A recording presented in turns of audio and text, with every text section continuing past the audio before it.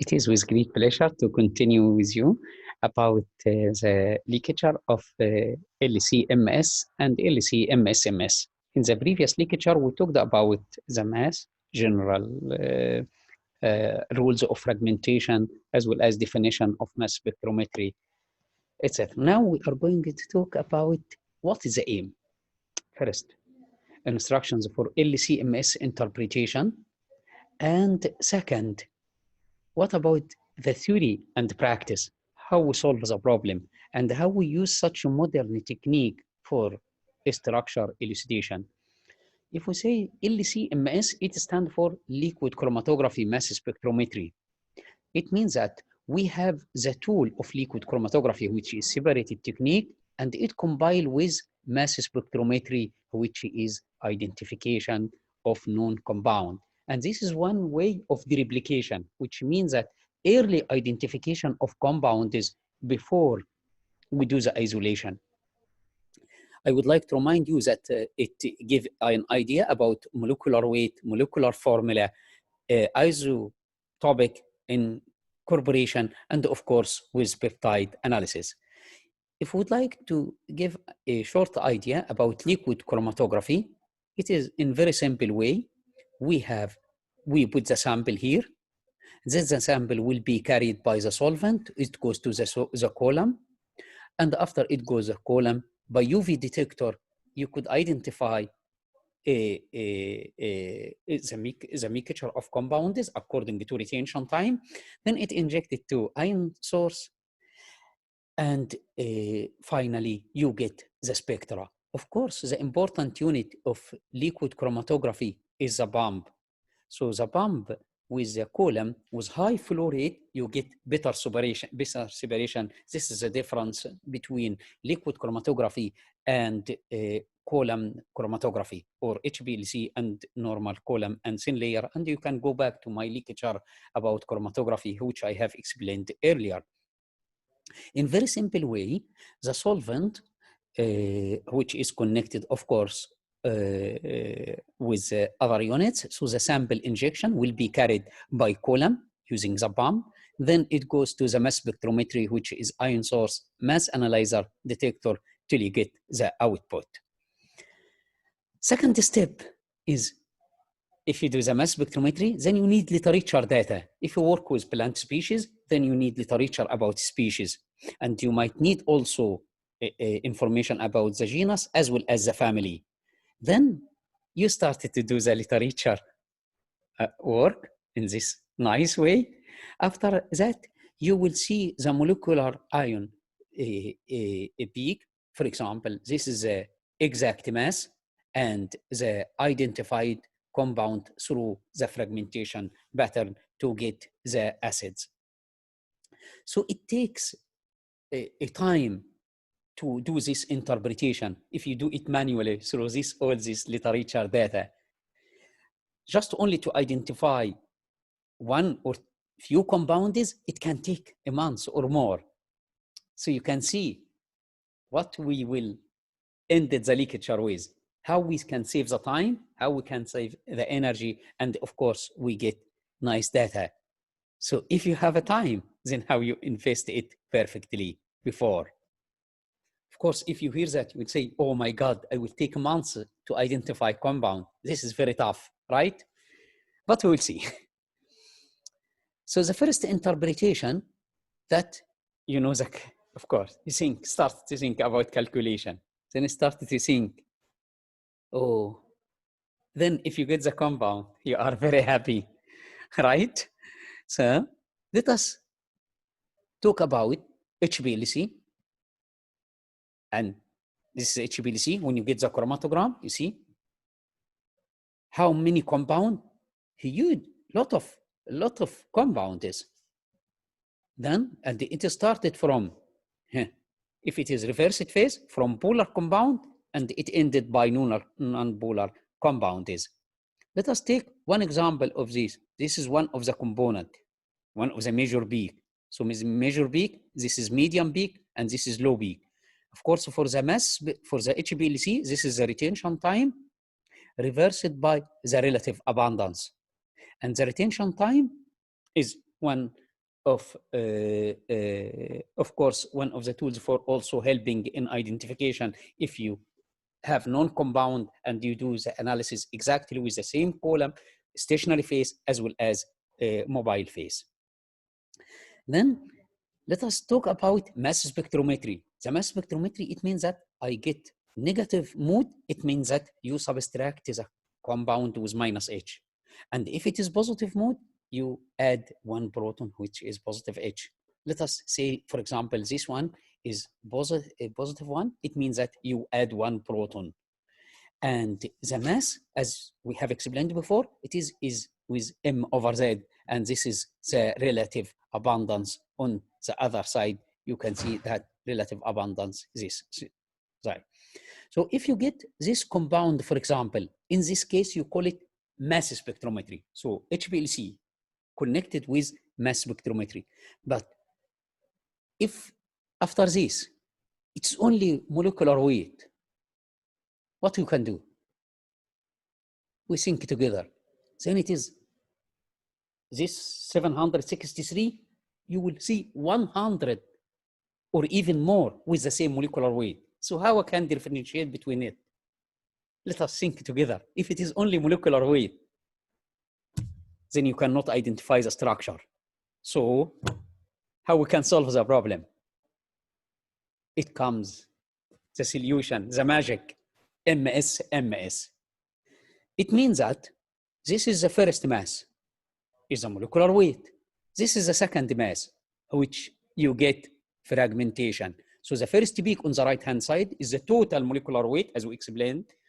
And then comes the fragmentation. It means one part is breakdown and get off, then the rest of the compound is this. Second part, you get rid of, and the rest you get, etc. So now you have more data. In order to make it minimize this 100 of compound, it will be much less. Then what you will do after that to identify the compound? It means that the tool here will help you is the fragmentation and the literature survey. So if you do the literature survey and the fragmentation, then you will start to put in a table as soon as possible. If you don't find it, then you start to calculate by yourself. If you couldn't find the fragmentation, start to calculate what it could be. What is the fragment here when you subtract 612 from 783?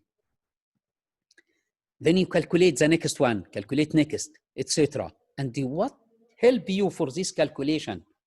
The methyl group, is it, etc. So this table is the charge per unit.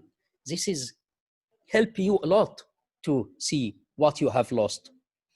Additionally, if you are working with natural product, then with sugars, for example, this will help you as well to know what you have lost. Example of this successful work has been published by our group recently.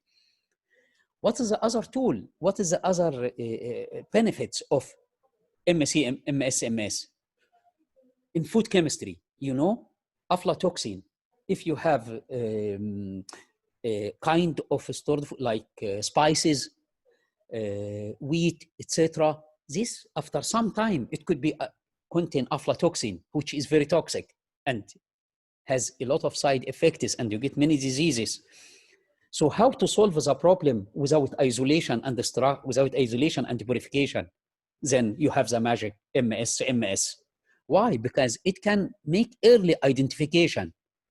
If you need to take only one spice to check about aflatoxin, and you will do isolation and purification, it takes about 6 months for only one. But you can do this only in 1 hour. How? By using LCMS, as we have shown. So this is the aflatoxin. Then you have the spectra, and you do analysis of the spices you would like to check, or the wheat, or whatsoever, the food. Then you compare the data you get with literature data. Then you can do, that's why we call it early identification or the replication method. Another example, this is glycosides. So here you can see the molecular weight of the compound. Then you will see the fragmentation. So LCMS, previous one is just LCMS, because you could see only the molecular weight. And this molecular weight, it can mean hundreds of compounds. But then you started to do LCMS, then you can see the fragmentation. From this fragmentation, you can prove the structure, as you will see here. So this is a compound. And the first fragmentation will be that you lose the sugar unit. After losing the sugar unit, you will make fragmentation through Diels-Alder. So this is the fragmentation through Diels-Alder. Then you will get this structure, and finally, this is a compound. I think you agree with me. It is magic. Problems. Let us take another example. This is the molecular weight of the compound is here. Then, after that, you will see the fragmentation. And in the same way, so the first is a structure containing glycoside. So the first fragment will be to lose the sugar unit. After you lose the sugar unit, you get the flavonoid. And after that, started of Diels-Alder fragmentation. And this is how you can identify the sugar and the glycoside. Another example here, this is a steroid and connected with sugar units. Now I can hear you. This is a molecular weight, which means a mass spectrometry. You go down, you will see MS, and the molecular weight 737. Now it is 691. It means that you lost the carboxylic group. After you lost the carboxylic group, you will lose hexose, the first sugar. Second, you will lose a second sugar unit. Then you get to know the structure. Another example of flavonoid glycoside containing sugar, I think now you know, this is a molecular weight. And then started to lose the hexose, the sugar, then the rest of the compound. So let us take another type of compound, which is amino acid. Amino acids, then this is a total molecular weight is 1,285. If you see this, oh, how I can identify such a high molecular weight, even if it can 3,000, 5,000, no problem. Why? Because now you know it. The first peak on the right-hand side is the total molecular weight. Then you will see what is the first fragment here. Then it is the first amino acid you're losing. Second is the second amino acid, etc. So you have the molecular weight of the amino acid in a paper. Then you start to count. 114 corresponds to which amino acid? Then you put it. 115 corresponding to the second amino acid, to the third, etc. So this is the order of amino acid in sequence.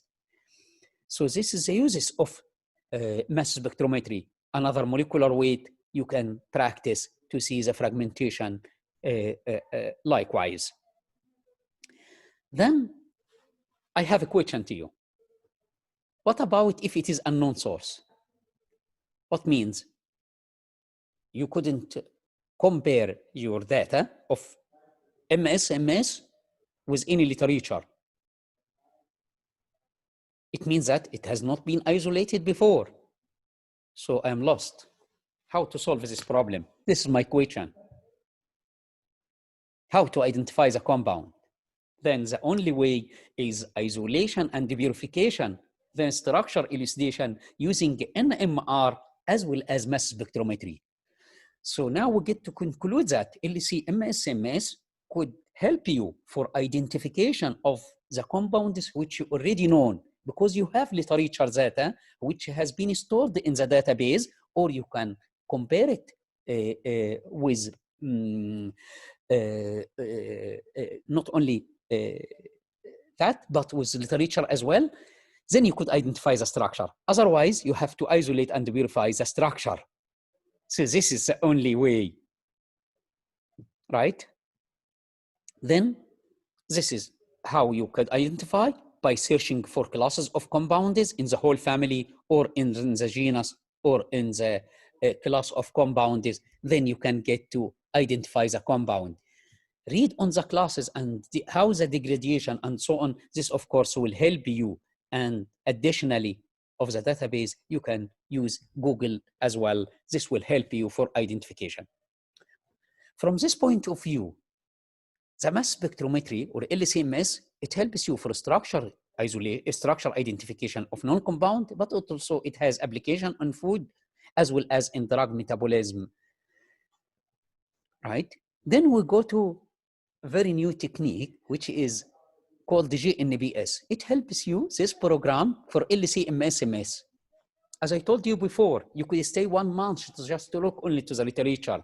But if you use this program, then you can do a structural identification much more quickly. And how you can do that? So this is first, you take the raw material, then you convert it, so MS convert, then you take it to FileZilla program, then to GNBS, step 5 to Cytoscape, then you get the data which you start to work with it for identification. I will take you an example with GNBS molecular network with some identified compound structure. This we just recently published in scientific report. I would like to thank also Dua and Omar for helping me for such slides. Thanks for all my team, of course, we are teamwork. And from this, we could structurally elucidate all this compound from the species through such a program. And how to identify and confirm the structure? We get the compound, the molecular weight, which is M over Z, and this is the database. So this is very important to prove the structure, right? And this is the identified compound. Then you can be sure after you get such information. Thank you very much for my team. Remember that without such a collaboration or without teamwork, we could never be successful. And I would like to thank also these universities for financial support. And this is, we ended by lovely Egypt with my very best wishes, Hesham-El-Seedi.